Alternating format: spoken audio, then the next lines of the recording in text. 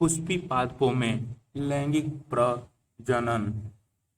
क्या हम भाग्यशाली नहीं हैं कि पादप लैंगिक प्रजनक हैं? असंख्य प्रकार के पुष्प जिन्हें हम आनंद से टकटकी लगाकर देखते सूंघते हैं तथा जिनकी महक से हम मदहोश हो जाते हैं, और उनके भरपूर रंग आदि, यह सभी बातें उसके लैंगिक प्रजनन में सहायक होती हैं। पुष्प का अस्तित्व मात्र हमारे उपयोग के लिए नहीं है, सभी पुष्प पादप लैंगिक प्रजनन प्रदर्शित करते हैं।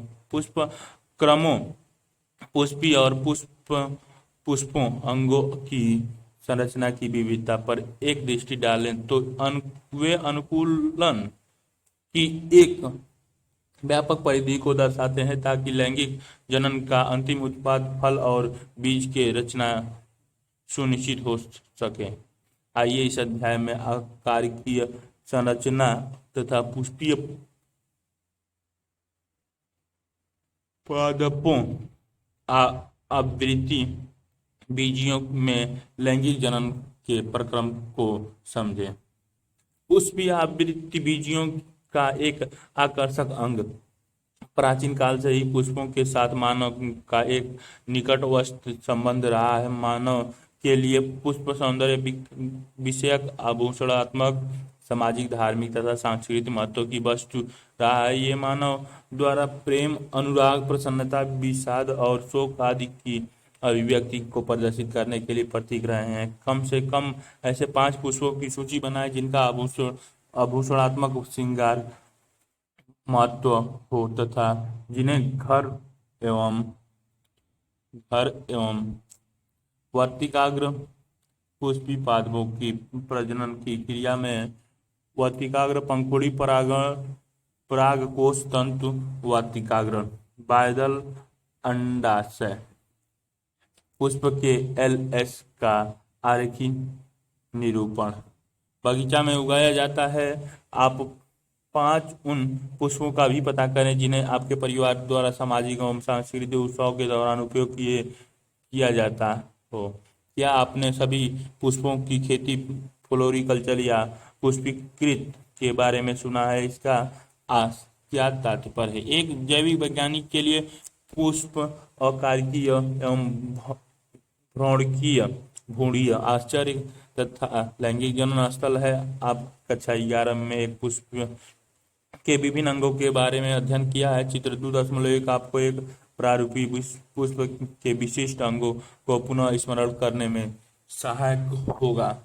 क्या आप एक पुष्प के 2 अंगों के नाम बता सकते हैं जिनमें लैंगिक जनन विकास के लिए सर्वाधिक महत्वपूर्ण वाली 2 इकाइयां होती हैं? निषेचन पूर्व संरचनाएं तथा घटनाएं।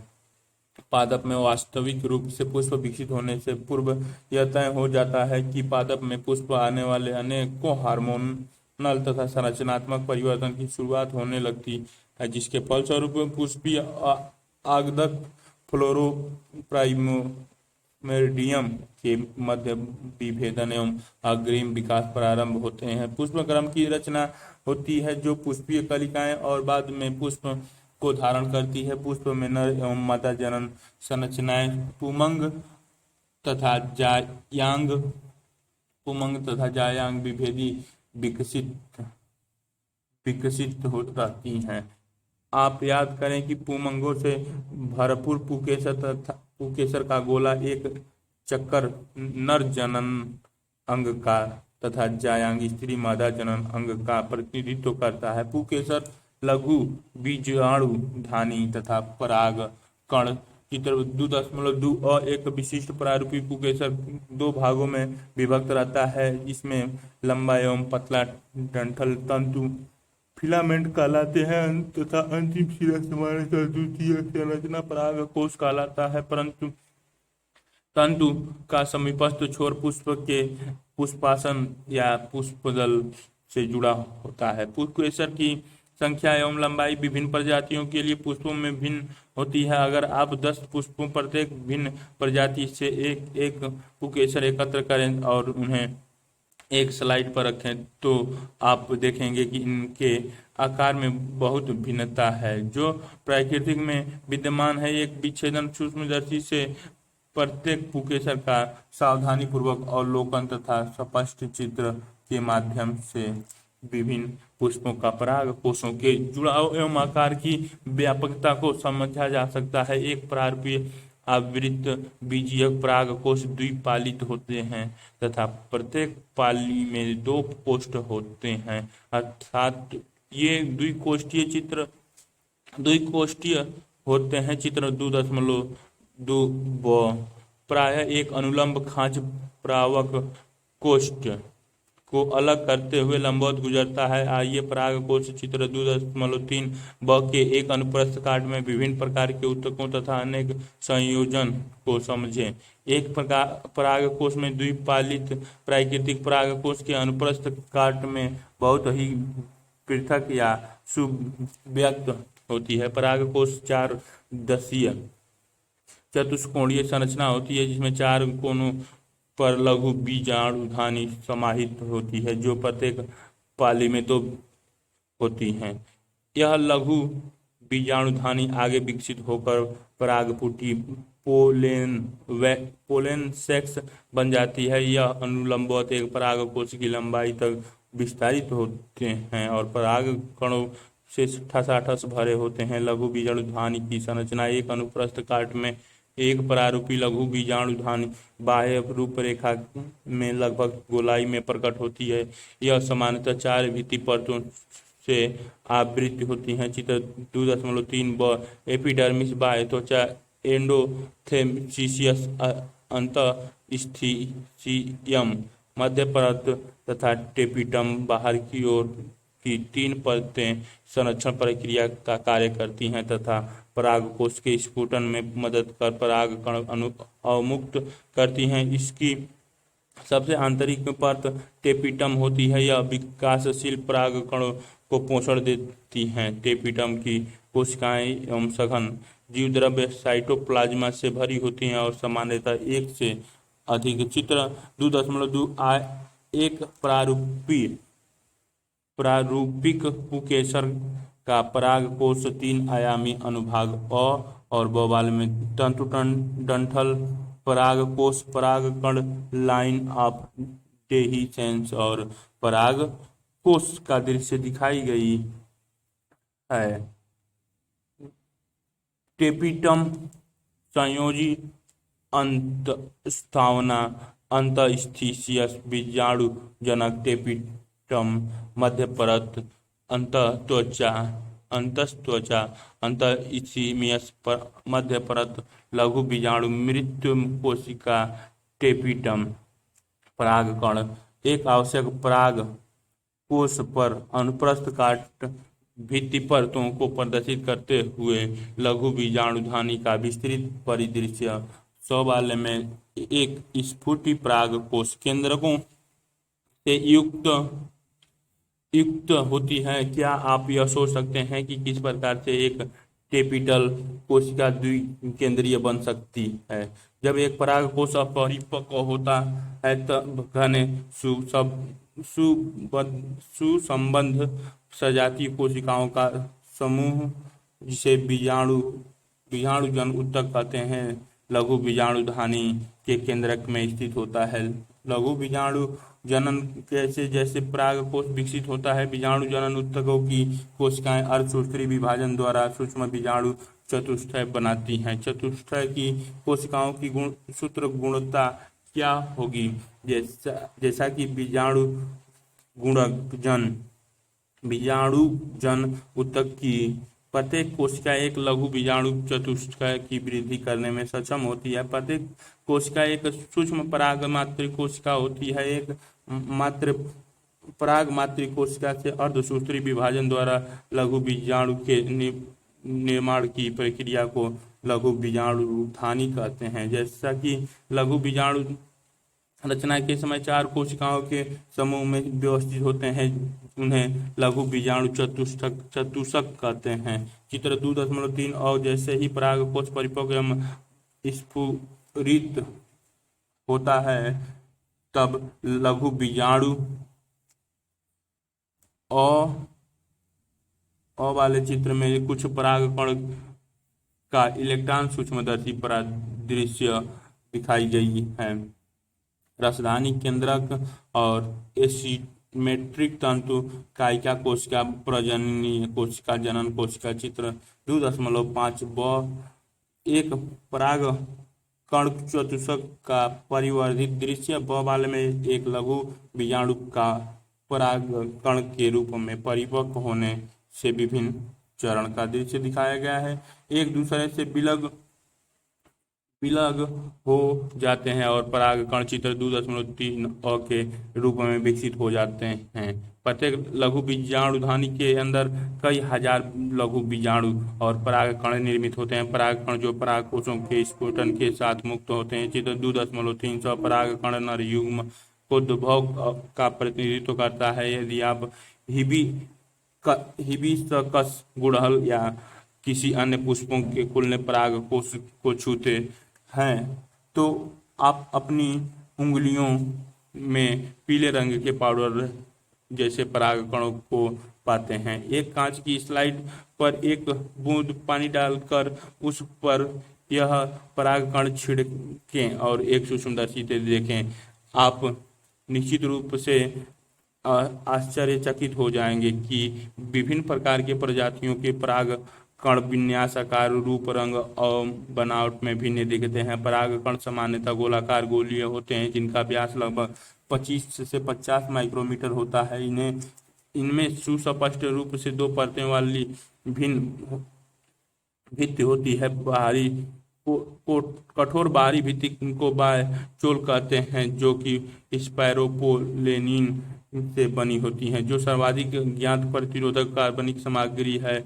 यह उच्च ताप तथा सुदृढ़ अम्लों एवं क्षारों के सम्मुख टिक सकती है। अभी तक ऐसा कोई एंजाइम पता नहीं चला है जो स्पोरोपोलेनिन को निम्नीकृत कर सके। पराग कण के बायचोलों से सुस्पष्ट द्वारक या रंध्र होते हैं जिन्हें जनन छिद्र कहते हैं, जहां पर स्पोरोपोलेनिन अनुपस्थित होते हैं। परागकण जीवाश्मों की भांति बहुत अच्छे से संरचित होते हैं क्योंकि उनमें स्पोरोपोलेनिन की उपस्थिति होती है। बाह्यचोल में प्रतिमानों एवं डिजाइनों की एक आकर्षक सारणी स्तंभ की पंक्तियां प्रदर्शित की गई हैं। चित्र 2.4 आपका क्या विचार है? बाह्यचोल सख्त कठोर होना चाहिए। जनन छिद्र से क्या कार्य है? परागकण की आंतरिक भित्ति को अंतःचोल कहा जाता है। यह एक पतली तथा सतत परत होती है जो सेल्यूलोज एवं पेक्टिन की बनी होती है। परागकण का जीव द्रव्य साइटोप्लाज्मा एक प्लाज्मा भित्ति से आवृत होती है। जब परागकण परिपक्व होता है तब उसके दो कोशिकाएं कायिकीय कोशिका तथा जनन कोशिका समाहित होती हैं। चित्र 2.5 कायिकीय कोशिका बड़ी होती है जिसमें प्रचुर खाद्य भंडार तथा एक विशाल अनियमित आकृति का केंद्रक होता है। जनन कोशिका छोटी होती हैं तथा कायिकीय कोशिका के जीव द्रव्य में तैरती रहती हैं। यह तुर्क आकृति घने जीव द्रव्य और एक केंद्रक वाला है। 60% से अधिक आवृत्ति बीजी पादपों के परागण इस दो कोशिकीय चरण में झड़ते या संगलित होते हैं। शेष प्रजातियों में जनक कोशिका समसूत्री विभाजन द्वारा विभक्त होकर परागकण के झड़ने से पहले 3 चरणों के 2 नर युग्मों को बनाते हैं। अनेक प्रजातियों के परागकण कुछ लोगों में गंभीर एलर्जी एवं श्वसनीय वेदना पैदा करते हैं जो कभी कभी चिरकालिक श्वसन विकार, दमा, श्वसनीय शोध आदि के रूप में विकसित हो जाती हैं। यह बताया जा सकता है कि भारत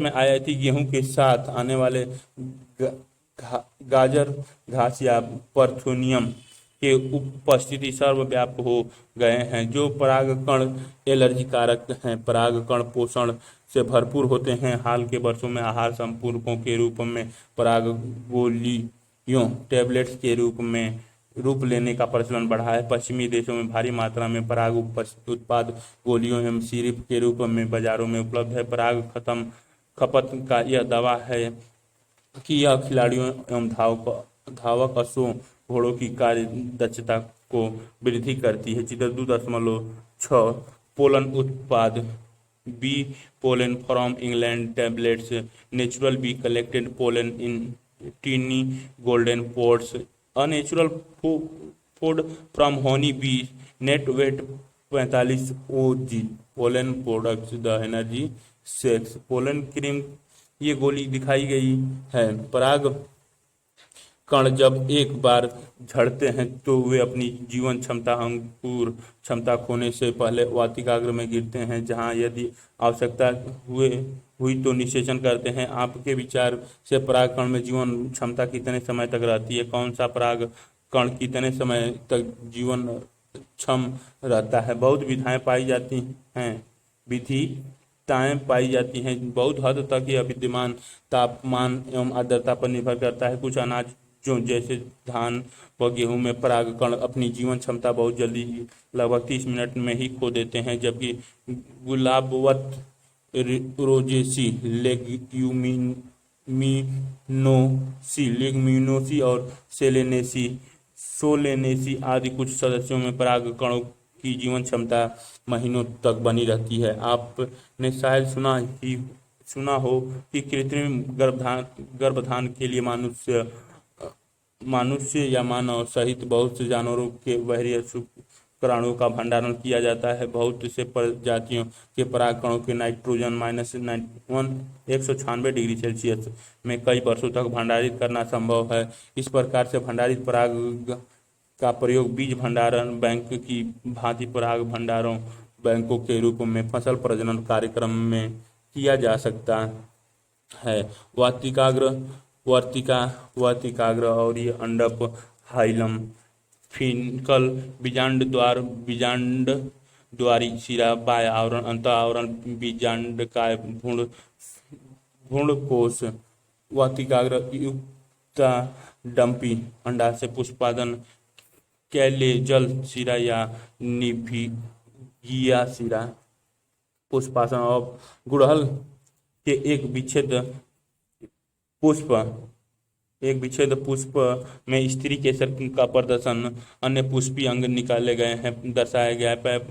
पैपवार के बहुअंडपीय युक्तांडपीय स्त्री केसर माइचेलिया के बहुअंडपीय युक्तांडपीय स्त्री केसर एक प्रारूपी प्रतियां बीजांड का चित्रात्मक दृश्य दिखाई गई है। स्त्री केसर गुरु बीजाणुधानी बीजांड तथा भ्रूणकोश जायांग पुष्प के स्त्री जनन अंग का प्रतिनिधित्व करता है। जायांग एक स्त्री केसर एकांडपी या बहुत स्त्री केसर बहुआंडपी हो सकते हैं। जहां पर ये एक से अधिक होते हैं वहां स्त्री केसर आपस में संगलित युक्तांडपी हो सकते हैं। चित्र 2.7 या फिर से आपस में स्वतंत्र युक्तांडपी।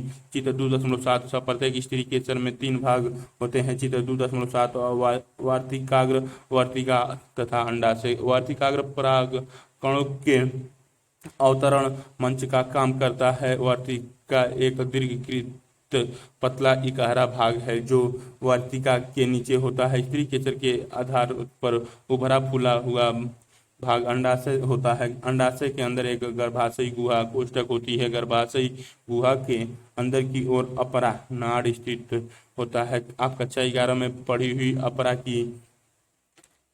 की परिभाषा एवं प्रकारों का स्मरण करें। अपरा से उत्पन्न होने वाले दीर्घ बीजाणुधानी सामान्यतः बीजांड कहलाते हैं। एक अंडाशय में बीजांडों की संख्या एक गेहूं धान आम से लेकर अनेक पपीता तरबूज तथा आर्किड तक हो सकती है। गुरु बीजांडुधानी बीजांड आइए एक प्रारूपी आवृत्त बीजी बीजांड की चित्र 2.7 संरचना से परिचित हों। बीजांड एक छोटी सी संरचना है जो एक वृत्त या डंठल जिसमें बीजांड वृत्त कहते हैं द्वारा अपरा से जुड़ी होती है।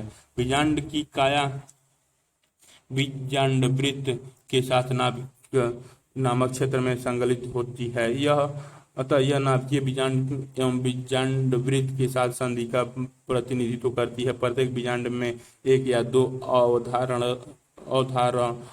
नामक रक्षक आवरण होते हैं। यह अवधारण बीजांड को चारों ओर से घेरे होता है। केवल बीजांड द्वार नामक आयोजित छोटे से रंध्र को छोड़कर अवधारण बीजांड को चारों तरफ से घेरे रहता है। बीजांड द्वारी सिरे के ठीक विपरीत निभाग कैलॉज होता है, जो बीजांड के आधारी भाग का प्रतिनिधित्व करता है। अध्यावरणीय से घिरा हुआ कोशिका का एक पुंज होता है जिसे बीजांडकाय कहते हैं। बीजांडकाय केंद्र की कोशिकाओं में प्रचुरता से आरक्षित आहार सामग्री होती है। बीजांडकाय भ्रूणकोश या मादा युग्म कोदभिद बीजांडकाय में स्थित होता है। एक बीजांड में सामान्यतः एक अकेला भ्रूणकोश होता है जो एक गुरु बीजाणु से निर्मित होता है। गुरु बीजाणु जनन गुरु बीजाणु मातृ कोशिकाओं से गुरु बीजाणुओं की संरचना के प्रक्रम को गुरु बीजाणु जनन कहते हैं। बीजांड प्रायः एक अकेले गुरु बीजाणु मातृ कोशिका से बीजांडकाय के बीजांड द्वारी क्षेत्र में विलग होते हैं। यह एक बड़ी कोशिका है जो सघन जीवद्रव्य से समाहित एवं एक सुस्पष्ट केंद्रक युक्त होती है। गुरु बीजाणु मातृ कोशिका अर्धसूत्री विभाजन से गुजरती है। गुरु बीजाणु मातृ कोशिका का अर्धसूत्री विभाजन से गुजरने का क्या महत्व है? अर्धसूत्री विभाजन के परिणाम स्वरूप 4 गुरु बीजाणुओं का उत्पादन होता है। चित्र 2.8 और स्त्री मादा युग्म को दभिद अधिकांशतः पुष्पी पादों में गुरु बीजाणुओं में से एक कार्यशील होता है, जबकि अन्य 3 अविकसित अपभ्रष्ट हो जाते हैं। चित्र 2.8 व केवल कार्यशील गुरु बीजाणु स्त्री मादा युग्म दभिद पूर्ण कोश के रूप में विकसित होता है। एक अकेले गुरु बीजाणु से भ्रूणकोश के बनने की विधि को एक बीजाणु विकास कहा जाता है। बीजांडकाय की कोशिकाओं गुरु बीजाणु मात्र कोशिका क्रियाशील गुरु बीजाणु तथा मादा युग्म दोभिद की सूत्रगुणता क्या होगी? आइए भ्रूणकोश के निर्माण का थोड़ा और विस्तार से अध्ययन करें। चित्र 2.8 व क्रियाशील बीजाणु के केंद्रक समसूत्री विभाजन के द्वारा 2 केंद्रीय न्यूक्लियाई बनाते हैं जो विपरीत ध्रुवों को चले जाते हैं और 2 न्यूक्लियोटों केंद्रीय भ्रूण कोश को रचना करते हैं। 2 अन्य क्रमिक समसूत्रीय केंद्रीय विभाजन के परिणाम स्वरूप 4 केंद्रीय न्यूक्लियोटों और तत्पश्चात 8 केंद्रीय न्यूक्लियोटों भ्रूण कोश की संरचना करते हैं। यहाँ पर यह ध्यान देना महत्वपूर्ण है कि ये सूत्रीय विभाजन सही अर्थों में मुक्त केंद्रक न्यूक्लियर है, जो केंद्रीय विभाजन से तुरंत ही कोशिका भित्ति रचना द्वारा नहीं अनुपालित किया जाता है। 8 न्यूक्लिएटर चरण के पश्चात कोशिका भित्ति की नींव पड़ती है, जो विशिष्ट प्रारूपी मादा युग्मोद्भिद या भ्रूणकोश के संगठन के रूप लेती हैं। भ्रूणकोश के भीतर कोशिकाओं के वितरण का अवलोकन कीजिए। चित्र 2.8 व 8 में से 6 न्यूक्लियाई भित्ति कोशिकाओं से घिरी होती हैं और कोशिकाओं में संयोजित रहते हैं। शेष 2 न्यूक्लियाई ध्रुवीय न्यूक्लियाई कहलाते हैं, जो अंड उपकरण के नीचे बने केंद्रीय कोशिका में स्थित होते हैं। बीजांड गुरु बीजाणु मातृ कोशिका बीजांडकाय गुरु बीजाणु द्वितीयक और गुरु बीजाणु चतुर्थक।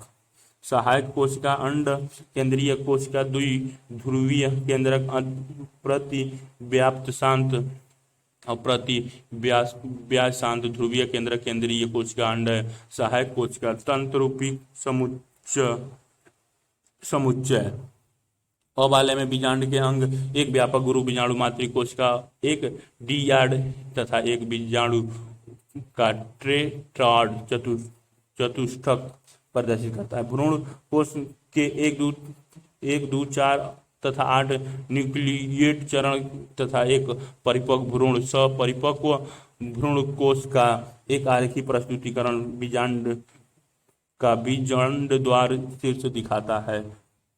भ्रूण कोश के अंदर कोशिकाओं का वितरण विशिष्टतापूर्ण होती है। बीजांड द्वारा सिरे पर 3 कोशिकाएं एक साथ समूहीकृत होकर अंड उपकरण या समुच्चय का निर्माण करती हैं। इस अंड समुच्चय उपकरण के अंतर्गत 2 सहायक कोशिकाएं तथा एक अंड कोशिका निहित होती है। बीजांड द्वारी छोर, जिसे तंतु रूपी समुच्चय कहते हैं, पर एक विशेष सहायक कोशिका स्थूल होने लगता है, जो सहायक कोशिकाओं में पराग नालिकाओं को दिशा निर्देश प्रदान करने में महत्वपूर्ण भूमिका निभाता है। 3 अन्य कोशिकाएं निभागीय कैलाजल छोर पर होती हैं। प्रति व्यासांत एंटीपोडाल कहलाती हैं। बृहद केंद्रीय कोशिका, जैसे कि पहले बताया गया है, में 2 ध्रुवीय न्यूक्लियाई होती हैं। इस प्रकार से एक प्रारूपीय अंतर्बीजीय भ्रूणकोश परिपक्व होने पर यद्यपि 8 न्यूक्लियित वस्तु 7 कोशिकीय होते हैं। परागगण पूर्ववर्ती भाग में आप पढ़ चुके हैं कि पुष्पीय पादपों में नर एवं मादा युग्मक क्रमशः पराग एवं भ्रूणकोश में पैदा होते हैं। क्योंकि दोनों ही प्रकार के युग्मक अचल हैं, अतः निषेचन संपर्क होने के लिए दोनों को ही एक साथ लाना होता है। यह कैसे संपन्न हो, इस उद्देश्य की प्राप्ति के लिए परागगण एक प्रक्रम है। परागकणों परागकोश से झड़ने के पश्चात का स्त्री केसर के वर्तिकाग्र तक स्थानांतरण या संचरण को परागकण कहा जाता है। परागकण की प्राप्ति के लिए पुष्पीय पादपों के एक आश्चर्यजनक अनुकूलन भी विकसित किया गया है। ये परागकण को प्राप्त करने के लिए बाह्य कारकों का उपयोग करते हैं। क्या आप इस समय अधिक से अधिक बाहरी कारकों की सूची बना सकते हैं? परागकण के प्रकार पराग के स्रोत को ध्यान में रखते हुए पराग को 3 प्रकारों में बांटा जा सकता है। स्वयुग्मन ऑटोगैमी, एक ही पुष्पी में परागकोश से वर्तिकाग्र तक परागकणों का स्थानांतरण है। चित्र 2.9। और इस प्रकार का परागगण उसी पुष्प के अंदर होता है। एक सामान्य पुष्प में जहाँ परागकोश एवं वर्तिकाग्र खुलता है, एक अनावृत खुलता है एवं अनावृत होता है, वहाँ पूर्ण स्वयुग्मन अपेक्षाकृत दुर्लभ होता है। इस प्रकार के पुष्पों में स्वयुग्मन के लिए पराग एवं वर्तिकाग्र की विमुक्ति के लिए क्रमशः समकालिकता की आवश्यकता होती है। इसके साथ ही परागकोश एक वर्तिकाग्र को एक दूसरे के पास अवस्थित होना चाहिए ताकि स्वपरागकण संपन्न हो सके। कुछ पादप जैसे कि वायोला, सामान्यतः पन्नसी, ओलेगजेलिस तथा कोमेलिना कनकावा 2 प्रकार के पुष्प पैदा करते हैं। उन्मील परागगणी पुष्प अन्य प्रजातियों के पुष्पों के समान ही होते हैं, जिसके परागकोश एवं वर्तिकाग्र अनावृत होते हैं। यह अनुनमील से परागगणी पुष्प कभी भी अनावृत नहीं होते हैं। चित्र 2.9। इस प्रकार के पुष्पों में परागकोश एवं वर्तिकाग्र एक दूसरे के बिल्कुल नजदीक स्थित होते हैं। जब पुष्पी कालिका में परागकोश स्फुटित होते हैं, तब पराग कण वर्तिकाग्र के संपर्क में आकर परागकण को प्रभावित करते हैं। अतः अनुनमील्य परागगणी पुष्प सदैव स्वयुग्मिक होते हैं। क्या? क्योंकि यहाँ पर वर्तिकाग्र पटक्रास या परागगण अवतरण के अवसर नहीं होते। चित्र 2.9।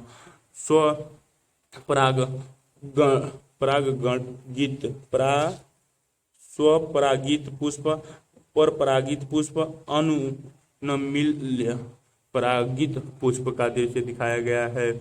अ वाले ये हो गया, ब वाला नीचे वाला हो गया, और उन्मील परागगणी पुष्प का दृश्य दिखाई गई है।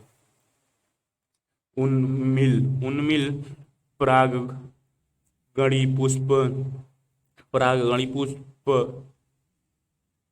पुष्प सुनिश्चित रूप से यहाँ तक कि पराग की अनुपस्थिति में बीज पौधे पैदा करते हैं। क्या आप सोचते हैं कि उन्मील पौधों को इससे फायदे हैं या हानि? क्यों? सजात पुष्पी परागण, एक ही पादप के एक पुष्प के परागणों का दूसरे पुष्पों के वर्तिकाग्र तक का स्थानांतरण। यद्यपि सजात पुष्पीय परागण क्रियात्मक रूप से परागण है, जिसमें एक कारक एजेंट सम्मिलित होता है। सजात पुष्पीय परागण सब लगभग स्वयं युग्मन जैसा ही है, क्योंकि इसमें परागण उसी उत्पाद से आते हैं। पर निषेचन भी इसमें भिन्न पादपों के पराग कोश से भिन्न पादपों के वर्तिकाग्र तथा वर्तिकाग्र तक परागणों का स्थानांतरण होता है। चित्र 4.2.9 मात्र यही केवल एक प्रकार का परागण है जिसमें परागण के समय आनुवांशिकता भिन्न प्रकार के परागणों के आगमन होता है। परागण के अभिकर्मक या कारक पौधे परागण के कारक या अभिकर्मक के रूप में दो अजीवीय वायु एवं जल तथा एक जीवीय प्राणी कारक एजेंट का उपयोग कर लक्ष्य प्राप्त करते हैं। अधिकतर पौधे परागण के लिए जीवीय कारकों का उपयोग करते हैं, बहुत कम पौधे अजीवीय कारकों का उपयोग करते हैं। वायु तथा जल दोनों ही कारकों में परागण का वर्तिकाग्र के संपर्क में आना महज संयोगात्मक घटना है। इस प्रकार की अनिश्चितता तथा परागकणों के हास्य से जुड़े तथ्यों की क्षतिपूर्ति हेतु पौधे बीजांड की तुलना में असंख्य मात्रा में परागकण उत्पन्न करते हैं। आजीवीय परागण में वायु द्वारा परागण सर्वाधिक सामान्य परागण है। इसके साथ ही वायु परागण हेतु हल्के व चिपाहट रहित परागणों की जरूरत होती है ताकि वे हवा के झोंकों के साथ संचारित हो सके। वे अक्सर बेहतर अनावृत पुकेसर से युक्त होते हैं ताकि वे आसानी से हवा के बहाव में प्रसारित हो सकें तथा बृहद एवं प्राय पिच्छ वर्तिकाग्र युक्त होते हैं ताकि आसानी से वायु के उड़ते परागकणों को आबद्ध किया जा सके। चित्र 2.10 वायु परागरित पुष्पों में प्राय प्रत्येक अंडाशय में एक अकेला बीजांड तथा एक पुष्प क्रम में असंख्य पुष्प गुच्छे होते हैं। इसका एक जाना पहचाना उदाहरण है भुट्टा कॉर्न केव है। आप जो फुंदने टेसेल देखते हैं कुछ और नहीं बल्कि वर्तिकाग्र और वर्तिका है जो हवा में झूमते हैं ताकि परागकणों को आसानी से पकड़ सकें। घासों में वायु परागण सर्वथा सामान्य है। पुष्प पादपों में पानी द्वारा परागण काफी दुर्लभ है। यह लगभग 30 वंशों तक सीमित है, वह भी अधिकतर एक बीजपत्री पौधे में। इसके विपरीत आप स्मरण करें कि निम्न पादप समूह जैसे एलिग ब्रायोफाइट्सा तथा टेरिडोफाइटा आदि के नर युग्मों के चित्र 2.10 वायु परागित पादप संघनित पुष्पक्रम तथा स्पष्ट अनावृत पुकेसर को दर्शाते हुए चित्र में दिखाई गई हैं। ये पुकेसर का दृश्य जो बाल बनी है उसके ऊपर दिखाई गई हैं।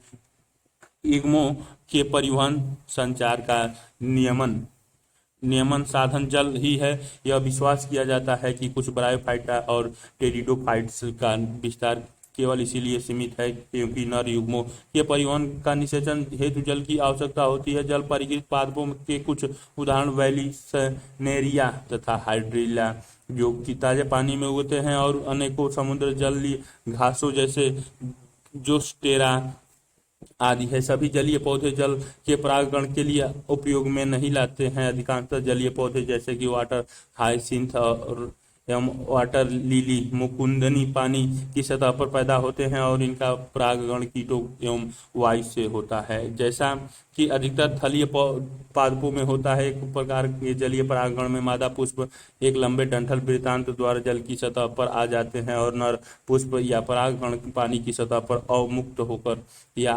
अमुक्त होकर आ जाते हैं। उदाहरण के लिए बेली सेनेरिया लंबे डंठल के साथ जल धाराओं में निष्क्रिय रूप से बहते रहते हैं। चित्र 2.11 और इनमें से कुछ का संयोगात्मक रूप से मादा पुष्प एवं वर्तिकाग्र तक पहुंच जाते हैं। एक अन्य समूह के जलीय परागण वाले पादपों जैसा कि समुद्री घास सीग्रासेस में मादा पुष्प जल की सतह के नीचे ही पानी में डूबा रहता है और परागकणों को जल के अंदर ही अवमुक्त किया जाता है। इस प्रकार की बहुत सारी प्रजातियां के परागकण लंबे फीते जैसे होते हैं तथा जल के भीतर निष्क्रिय रूप से बहते हैं। इनमें से कुछ वर्तिकाग्र तक पहुंच जाते हैं और परागकण पूरा होता है। जल परागृत अधिकतर प्रजातियों के परागकणों को पानी के भीतर गीले श्लेष्मक आवरण द्वारा संरक्षित रखा जाता है। वायु एवं जल परागरित पुष्प न तो बहुत रंग युक्त होते हैं और न ही मकरकंद जैसे मकरकंद पौधे करते हैं। मकरकंद पैदा करते हैं। इसका क्या कारण हो सकता है? अधिकतर पुष्पीय पादपों के लिए प्राणियों के परागणकर्मक कारक के रूप में उपयोग होता है। मधुमक्खी, भौरे, तितलियां, बर्र बर्र चींटियां, शलभ या कीट, पंछी चित्र 2.11 वैली सेनेरिया में जल द्वारा परागण और कीट परागण का दृश्य दिखाया गया है।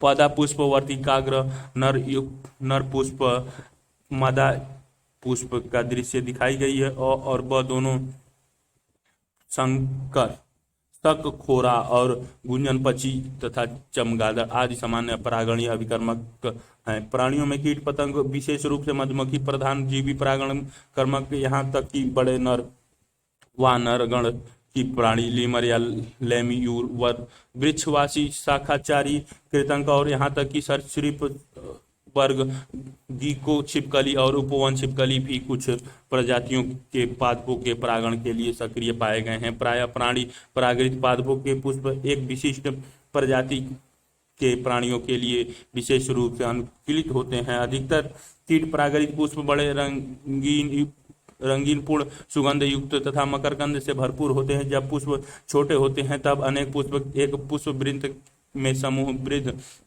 होकर अधिक उभर आते हैं। प्राणी रंगों एवं अथवा सुगंध महक के कारण पुष्पों की ओर आकर्षित होते हैं। मक्खियों एवं बीटलों से परागणित होने वाले पुष्प मलिन गंध स्रावित करते हैं, जिससे ये प्राणी आकर्षित होते हैं। प्राणियों से भेंट जारी रखने के लिए पुष्पों को कुछ लाभ या पारितोषिक उपलब्ध कराना होता है। मकरकंद और परागण फूलों द्वारा प्रदत्त आम पारितोषिक हैं। इस पारितोषिक को पाने के लिए प्राणी आगंतुकों को परागकोश तथा वर्तिकाग्र के संपर्क में आना पड़ता है। प्राणियों के शरीर पर पराग कणों का एक आवरण सा चढ़ा जाता है जो प्राणी परागृत फूलों में प्रायः चिपचिपा होता है। जब परागकणों से लिप्त प्राणी वर्तिकाग्र के संपर्क में आता है तो यह परागकण पूरा करता है। कुछ पुष्प प्रजातियों में यह पुरस्कार अंडा देने की सुरक्षा जगह के रूप में होता है। एक उदाहरण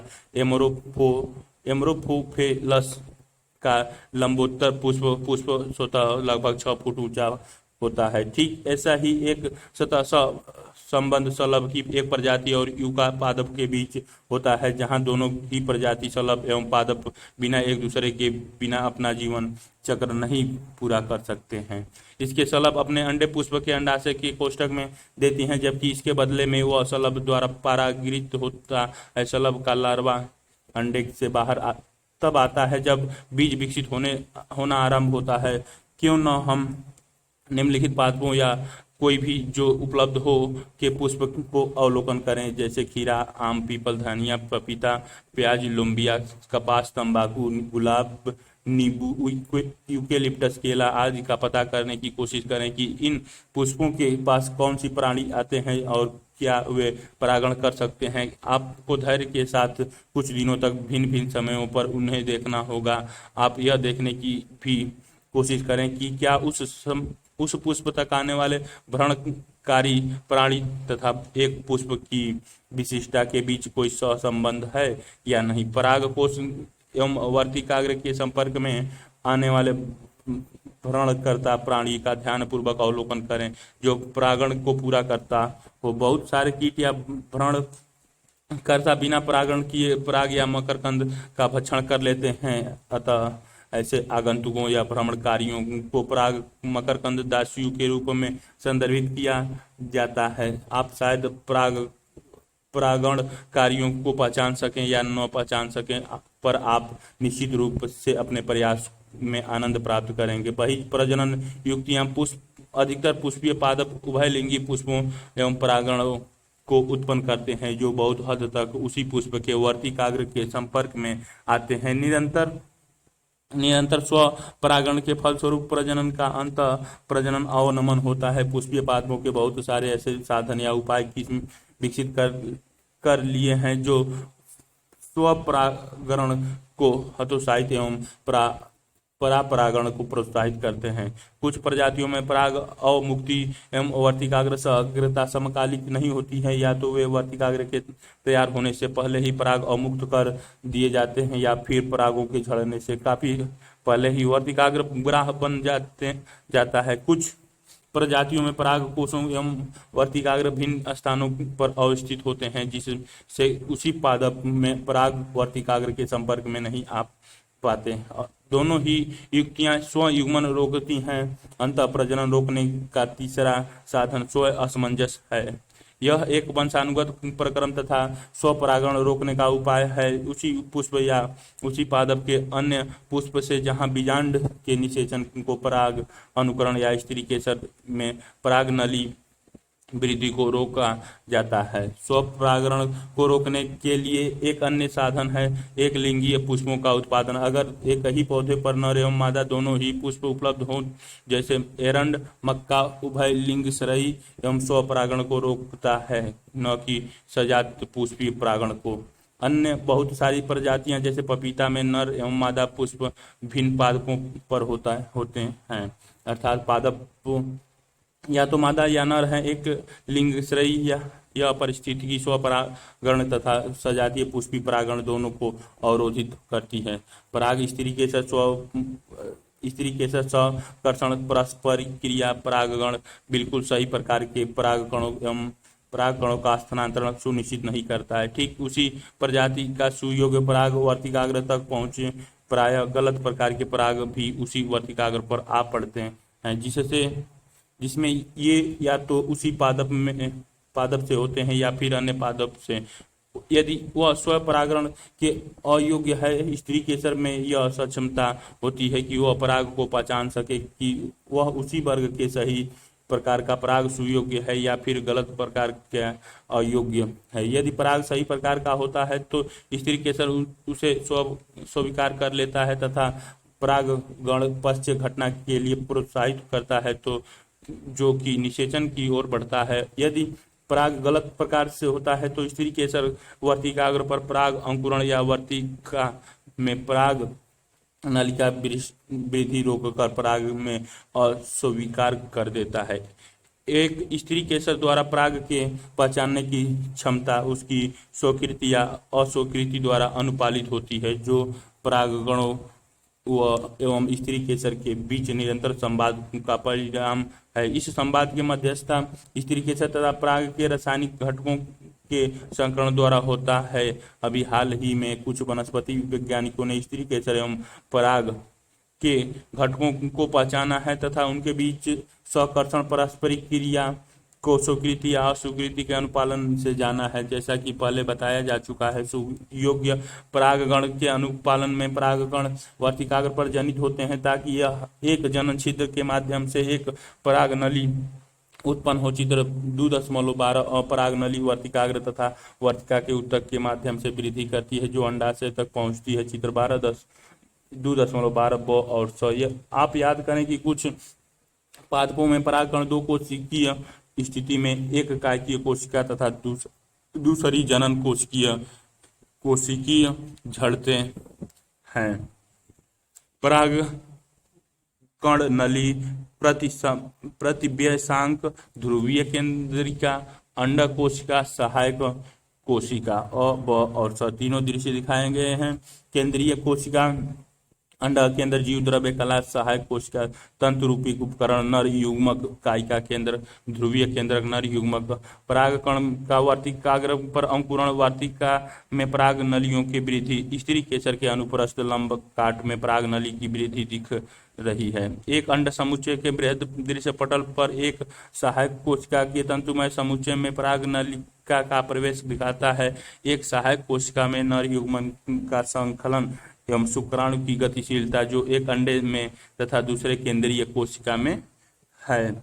इसी प्रकार के पादपों में जनन कोशिका विभाजित होती है और वर्तिकाग्र में पराग नली की वृद्धि के दौरान दो नर युग्मों की रचना करती है। जिन पादपों में पराग 3 कोशिकीय स्थिति में होते हैं वहां पराग नली शुरुआत से ही दो नर युग्मों को ले जाती है। पराग नली अंडाशय में पहुंचने के पश्चात बीजांड द्वार के माध्यम से बीजांड में प्रविष्ट करती है और तत्पश्चात तंतुमय समुच्चय के माध्यम से एक सहायक कोशिका में प्रविष्ट करती है। चित्र 2.12 द ई। हाल ही के बहुत सारे अध्ययन यह दर्शाते हैं कि सहायक कोशिका के बीजांड द्वारी हिस्से पर उपस्थित तंतु रूप समुच्चय पराग नली के प्रवेश को दिशा निर्देश करती है। वर्तिकाग्र पर पराग अवस्थित होने से लेकर बीजांड में पराग नलिका के प्रविष्ट होने तक की सभी घटनाएं को पराग स्त्री केसर सकर्षण के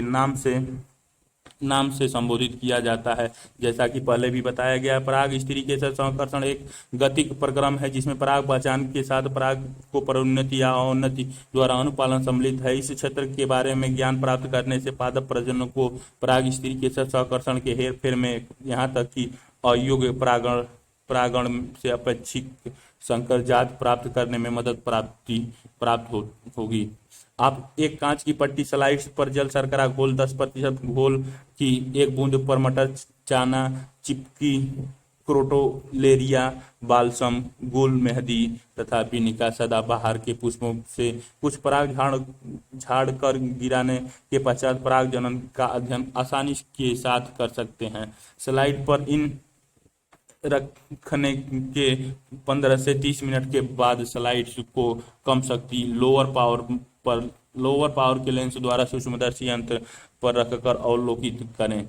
बहुत संभव है कि आप परागकणों से निकलती हुई पराग नलिकाओं को देख पाएं। जैसा कि आप अध्याय 9 में पादप जनन के बारे में पढ़ेंगे कि एक प्रजनक भिन्न प्रजातियों के संकरण क्रॉसिंग में तथा वाणिज्यिक रूप से सर्वोत्तम श्रेणी के अपेक्षित विशिष्टता वाले जनक संपाक में रुचि रखते हैं। कृत्रिम संकरीकरण फसल की उन्नति या प्रगतिशीलता कार्यक्रम के लिए एक प्रमुख उपगम है। इसी प्रकार के संकरण प्रयोग हेतु यह सुनिश्चित करना महत्वपूर्ण है कि केवल अपेक्षित परागों का उपयोग परागण के लिए किया जाए तथा वर्तिकाग्र को संदूषण अनापेक्षित परागों से बचाया जाए। यह उपलब्धि केवल बोर वस्त्र तकनीकी, बेकिंग टेक्निक तथा बी पूषण तकनीकी द्वारा पाई जा सकती है। यदि कोई मादा जनन द्विलिंगीय पुष्प धारण करता है तो पराग के प्रस्फुटन से पहले पुष्प व कालिका से पराग कोश के निष्कासन हेतु एक जोड़ी चिमटी का इस्तेमाल आवश्यक होता है। इस चरण को बी पूषण के रूप में संदर्भित किया जाता है। बी पूषित पुष्पों को उपयुक्त आकार की थैली से आवृत किया जाना चाहिए जो सामान्यतः बटर पेपर पतले कागज की बनी होती है ताकि इसके वर्तिकाग्र को अवांछित परागों से बचाया जा सके। इस प्रक्रम को बैकिंग या बोरा वस्त्रावरण कहते हैं। जब बैकिंग वस्त्रावृत पुष्पों का वर्तिकाग्र सुग्राह्यता को प्राप्त करता है तब नर अविभाग से संग्रहित पराग कोश के पराग को उस पर छिटका जाता है और उस पुष्प को पुनः अवरित करके उसमें फल विकसित होने के लिए छोड़ दिया जाता है। यदि मादा जनक एक लिंगी पुष्प को पैदा करता है तो बी पुष्पन की आवश्यकता नहीं होती है। पुष्प के खिलने से पूर्व ही उन्हें आवृत कर दिया जाता है। जब वर्तिकाग्र सुग्राह बन जाता है तब अपेक्षाकृत पराग के उपयोग द्वारा परागण करके पुष्प को पुनः आवृत्ति बैगार्ड कर दिया जाता है। दोहरा निषेचन, द्विनिषेचन एक सहायक कोशिका में प्रवेश करने के पश्चात पराग नली द्वारा सहायक कोशिका के जीव द्रव्य में दो नर युग्मक मुक्त किए जाते हैं। इनमें से एक नर युग्मक अंडा कोशिका की ओर गति करता है और केंद्रक के साथ संलगित होता है जिससे युग्मक संलयन पूर्ण होता है। जिसके परिणाम में एक द्विगुणित कोशिका युग्मनज जाइगोट की रचना होती है। दूसरा नर युग्मक केंद्रीय कोशिका में स्थित दो ध्रुवीय न्यूक्लिक केंद्रीय की ओर गति करता है और उनसे संलगित होकर त्रिगुणीय प्राइमरी इंडोस्पर्म न्यूक्लियस प्राथमिक भ्रूण पोष केंद्रक बनाता है। जैसा कि इसके अंतर्गत 3 अगुणित न्यूक्लिक केंद्रिका सम्मिलित होते हैं, अतः इसे त्रिसंलयन कहते हैं। चित्र 2.13 और चूंकि एक भ्रूणकोश में 2 प्रकार के संलयन संलग्न युग्म संकलन तथा त्रिसंलयन स्थान लेते हैं, अतः इस परिघटना को दोहरा निषेचन कहा जाता है जो कि पुष्पीय पादपों के लिए एक अनूठी घटना है। त्रिसंलयन के पश्चात केंद्रीय कोशिका प्राथमिक भ्रूणपोष कोशिका बन जाती है तथा भ्रूणपोष के रूप में विकसित होने लगती है। जब युग्मनज एक भ्रूण के रूप में विकसित होता है अपभ्रष्टीय सहायक कोशिका युग्मनज 2n, प्राथमिक भ्रूणपोष कोशिका, प्राथमिक भ्रूणपोष केंद्रक 3n, अपभ्रष्टीय प्रतिसंवृत्ति व्यस्तता कोशिका युग्मनज, निलंबन, हृदयाकार भ्रूण, गोलाकार भ्रूण, प्रांकुन, परिपक्व बीज पत्र, मूलांकुर। एक निषेचित भ्रूण कोष पुट्टी युग्मनज तथा प्राथमिक भ्रूण कोष केंद्रकीय को दर्शाता है। एक द्विबीजपत्रीय में भ्रूण विकास के चरण, निषेचन, पश्य संरचनाएं एवं घटनाएं। ऊपर वर्णित किए गए दोहरे निषेचन के अनुपालन या अनुग्रहण में भ्रूणपोष एवं भ्रूण के विकास में अगली घटनाक्रम में बीजांड के परिपक्व होकर बीज में बदलने तथा अंडाशय को फल के रूप में विकसित होने की सभी घटनाओं को सामूहिक रूप से निषेचन पाश्य घटना के नाम से जाना जाता है। भ्रूणपोष। भ्रूणपोष का विकास भ्रूण विकास के रूप में बढ़ता है। क्यों? प्राथमिक भ्रूणपोष कोशिका बार बार विभाजित होती है तथा एक त्रिगुणित भ्रूणपोष ऊतक की रचना करते हैं। इन ऊतकों की कोशिकाएं संरक्षित खाद्य सामग्री से पूरित होती हैं और विकासशील भ्रूण की पोषकता के लिए उपयोग किए जाते हैं। सर्वाधिक सामान्य प्रकार के प्राथमिक भ्रूणपोष केंद्रक नामक भ्रूणपोष विकास उत्तरोत्तरी केंद्रिका न्यूक्लियर विभाजन से गुजर कर मुक्त न्यूक्लिक केंद्रिकीय के रूप में पैदा होता है। भ्रूणपोष के विकास की इस अवस्था को प्रीन्यूक्लियस इंडोस्पर्म अर्थात मुक्ति केंद्र की भ्रूणपोष कहते हैं। इसके सापेक्ष ही कोशिका भित्ति रचना स्थान लेती है और भ्रूणपोष कोशिकीय बन जाता है। कोशिकीकरण से पहले मुक्त न्यूक्लियाई की संख्याओं में व्यापक भिन्नता होती है। एक कच्चे नारियल का पानी जिससे आप परिचित हैं और कुछ नहीं बल्कि यह मुक्ति केंद्रक भ्रूणपोषी है जो हजारों न्यूक्लियाई से बना है और इसके आसपास का सफेद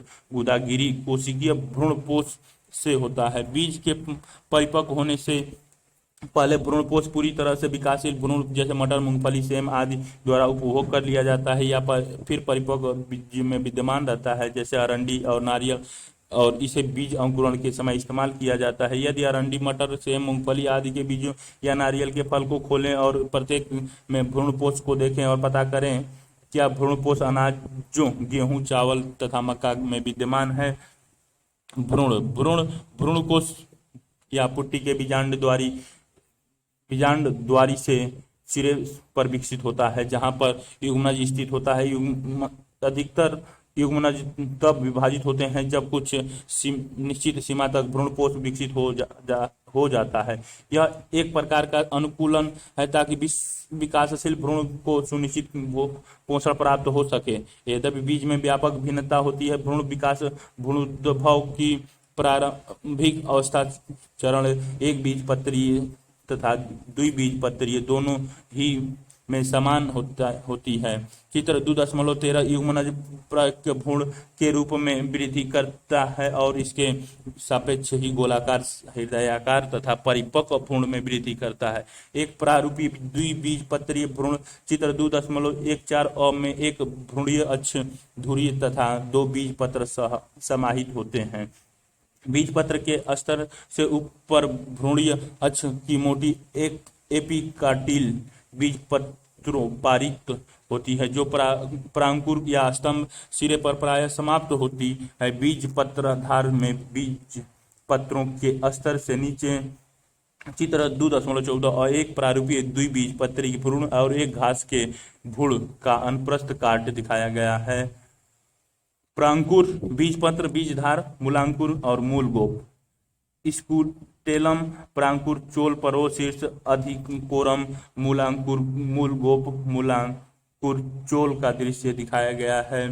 बेलनाकार प्रोटीन जो कि मूलांत सिरा या मूलज के शीर्षता पर समाप्त होती है। यह मूल शीर्ष एक ढक्कन द्वारा आवृत होती है जिसे मूलगोप कहते हैं। एक बीजपत्रीय भ्रूण चित्र 2.14 केवल एक बीजपत्रीय होता है। घास परिवार में बीजपत्र के स्कूटेलम प्रसल कहते हैं जो भ्रूणीय अक्ष में एक तरफ पार्श्व की ओर स्थित होता है। इसके निचले सिरे पर भ्रूण अक्ष में एक गोलाकार और मूल आवरण एक बिना विभेदित पर्द से वृत्त होता है जिसे कोलियोराइजा मूलांकुर चोल कहते हैं। स्कूटेलम के जुड़वा के स्तर से ऊपरी भ्रूणीय अक्ष के भाग को बीज पत्रोपरिक कहते हैं। बीज पत्रोपरिक में परोह, शीर्ष तथा कुछ आदिकालिक अग्रपर्ण होते हैं जो एक खोखला पर्णीय संरचना को घेरते हैं जिसे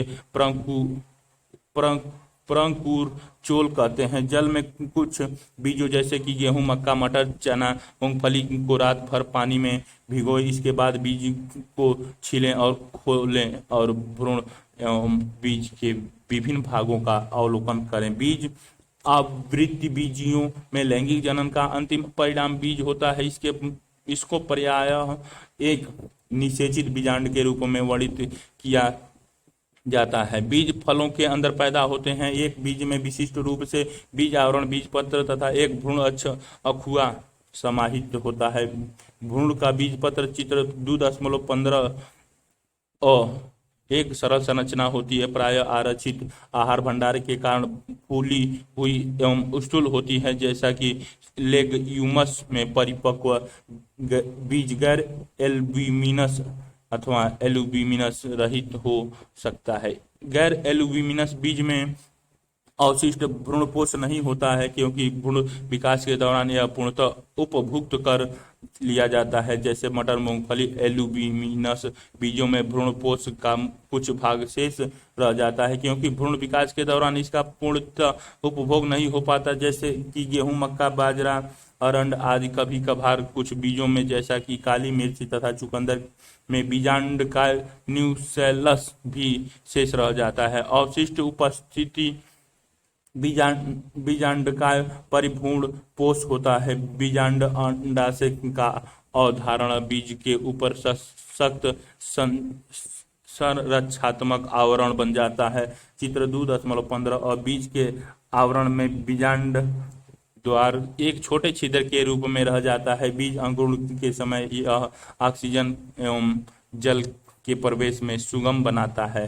जैसे जैसे बीज परिपक्व होता है उसके अंदर जल की मात्रा घटने लगती है तथा बीज अपेक्षाकृत शुष्क होता जाता है। फलस्वरूप सामान्य चपाई क्रिया धीमी पड़ने लगती है। भ्रूण निष्क्रियता की दशा में प्रवेश कर जाता है जिसे प्रस्फुटी कहते हैं। या यदि अनुकूल परिस्थितियां उपलब्ध, पर्याप्त नमी, आर्द्रता, ऑक्सीजन तथा उपयुक्त तापमान होती है तो वे अंकुरित हो जाते हैं। जैसे जैसे बीजांड परिपक्व होकर बीज बनाते हैं, अंडाशय एक फल के रूप में विकसित हो जाता है। अर्थात बीजांड का एक बीज के रूप में तथा अंडाशय का फल के रूप में रूपांतरण साथ साथ चलता है। अंडाशय की दीवार, फल की दीवार छिलके के रूप में, बीज पत्र, बीजांड द्वार, बीजावरण, भ्रूणपोष, बीज पत्र, बीज पत्र धार और मूल अक्ष, परोह, शीर्ष अस्त्र, विभाज्य मूलाग्र, बीजावरण, बीज पत्र, परोह, शीर्ष अस्त, विभाज्य, बीज पत्रधार, मूलाक्ष, मूलाग्र, भ्रूणपोष, फल भित्ति, भ्रूणपोष, स्कूटेलम, प्राकुर चोल, प्राकुर और मूलांकर चोल। अ वाले में दिखाए गए हैं। ब वाले में पुष्पासन, अंड, बीज, अंत फल भित्ति, मध्य फल भित्ति, पुष्पासन, एक कीन। कुछ बीजों की संरचना अ वाले में सेब एवं स्ट्रॉबेरी का आभासीय फल भी ब वाले में दिखाए गए में विकसित होता है जिसे फल भित्ति कहते हैं। आम,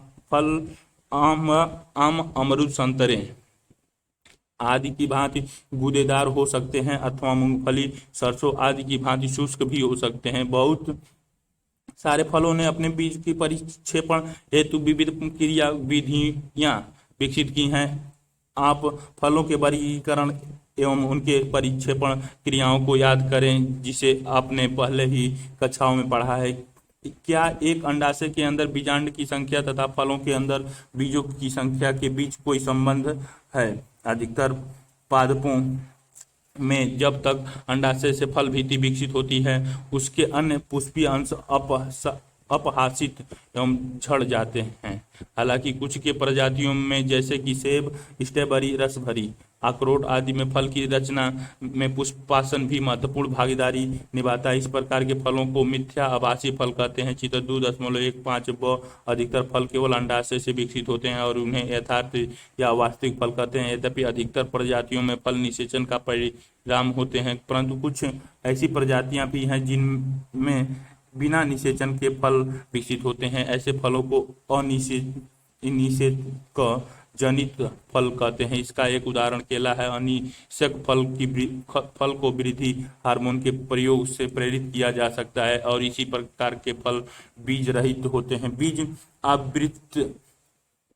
आवृत बीजियों को अनेक लाभ प्रस्तावित करते हैं। पहला, जबकि प्रजनन प्रक्रिया जैसे कि परागण एवं निषेचन जल आदि से स्वतंत्र है, बीज की रचना काफी निर्भरतापूर्ण है। इसके साथ ही बीज नए प्रयासों में प्रसारण हेतु अधिकतर अनुकूलित रणनीतियों से युक्त होते हैं तथा प्रजातियों को अन्य क्षेत्रों में बसने में मदद करते हैं, जैसा कि इनमें पर्याप्त आरक्षित आहार भंडार होता है। अल्पवयस्क नवोद्भिद तब तक पोषण देते हैं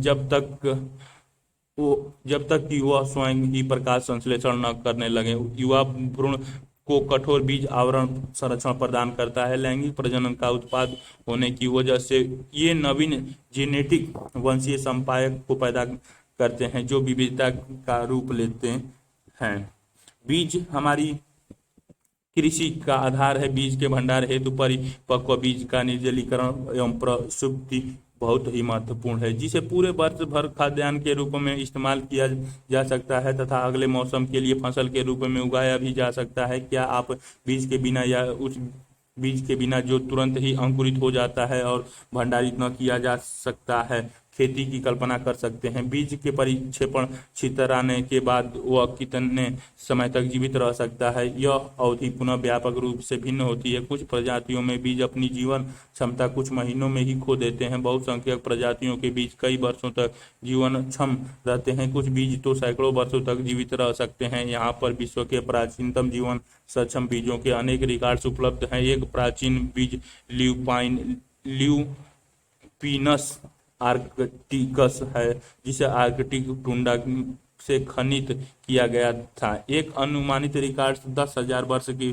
प्रसुप्ति के बाद भी बीज अंकुरित एवं पुष्पित हुआ था। हाल ही का एक रिकॉर्ड 2000 वर्ष पुराने खजूर के जीवन क्षम बीज फोइयोनिक्स डेक्टिलीफेरा का है, जिसे मृत सागर के पास किंग हेराल्ड के महल की पुरातात्विक खुदाई के दौरान खोज पाया गया था। पुष्पीय पादपों के लैंगिक प्रजनन के बारे में एक संक्षिप्त अध्ययन पूरा करने के बाद यह अधिक सार्थक प्रयास होगा कि पुष्पीय पादपों की विशाल उत्पादित क्षमता का परिज्ञान निम्नलिखित प्रश्नों को पूछकर प्राप्त किया जाए। एक भ्रूणीय पुट्टी कोष में कितने अंडे मौजूद होते हैं? एक बीजांड में कितने भ्रूण कोष पुट्टी मौजूद होते हैं?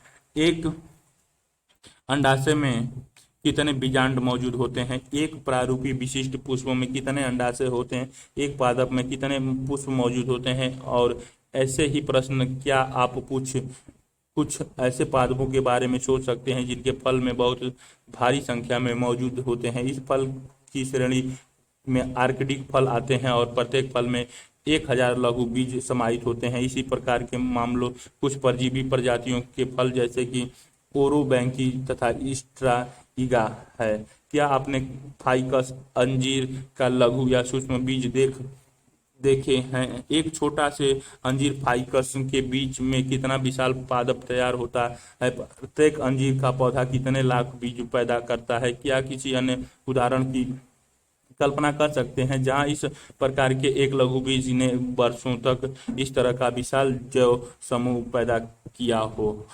असंगजन एवं बहुभ्रूणता। यद्यपि सामान्य तौर पर बीज निषेचन के परिणाम है, कुछ के पुष्पीय पादपों जैसे कि स्ट्रेसिया तथा घासों के बिना निषेचन के ही बीज पैदा करने की प्रक्रिया विकसित कर ली है। इसके असंग जनन कहते हैं। बिना निषेचन के पैदा हुए फल को क्या कहते हैं?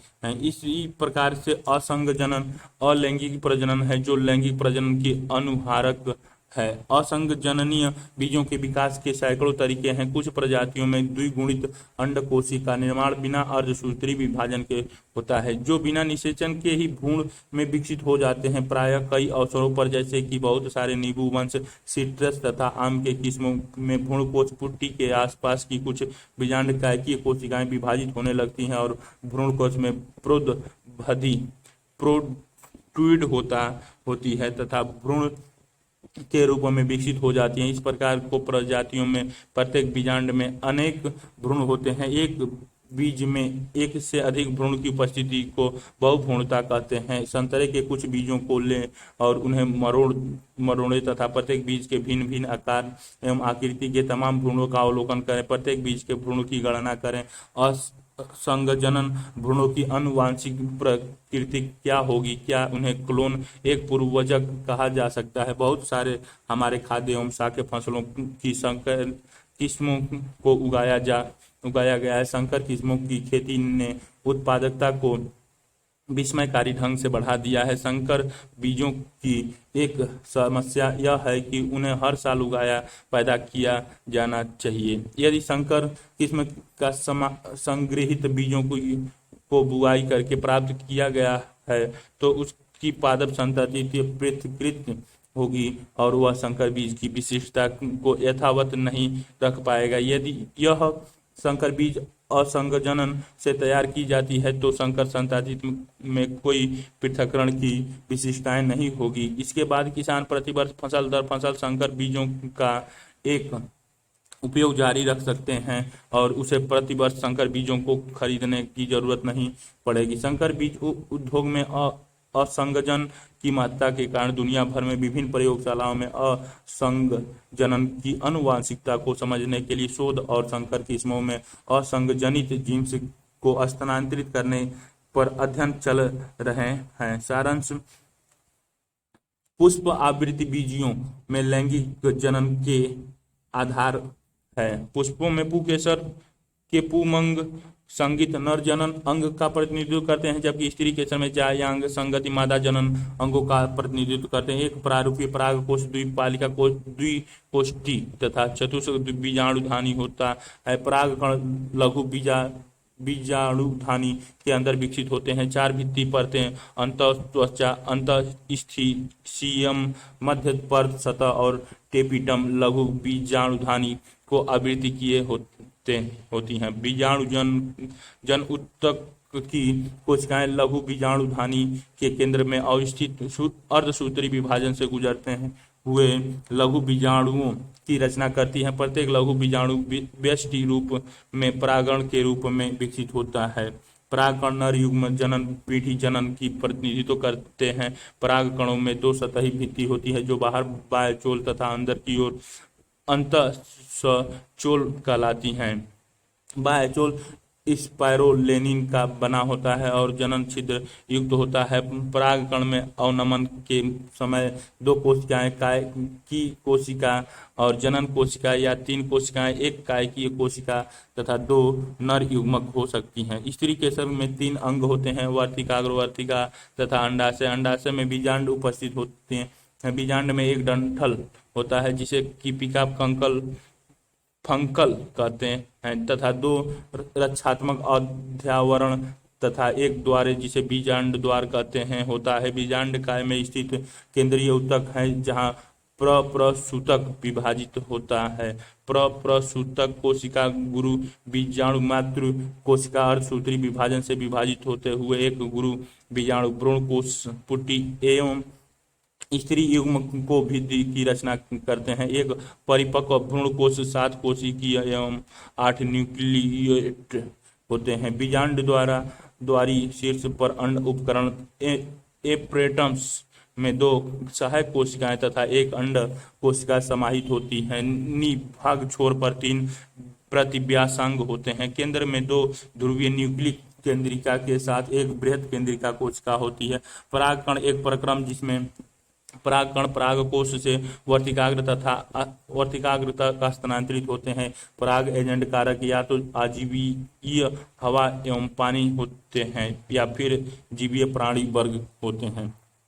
पराग स्त्री के संकरण के अंतर्गत वे सभी घटनाएं शामिल होती हैं जो वर्तिकाग्र पर परागकण के अवनमन झड़ने से शुरू होकर भ्रूणकोश के पराग नली में जब पराग सुयोग्य होते हैं प्रवेश या पराग के स्पंदन जब पराग अयोग्य होता है तक की क्रिया होती है। इसके आगे सुयोग्य परागकण वर्तिकाग्र पर परागकण का अंकुरित होना और परिणाम स्वरूप पराग नली का वर्तिकाग्र के माध्यम से वृद्धि करना, बीजांड में प्रवेश और अंत में एक सहायक कोशिका में दो नरयुग्मों का विसर्जन होता है। अंतर्बीजीय दोहरा निषेचन प्रदर्शित करते हैं क्योंकि प्रत्येक भ्रूणकोश में दो संलग्न या संलयन फ्यूजन मुख्यतः युग्म संकलन तथा त्रिसंलयन होते हैं।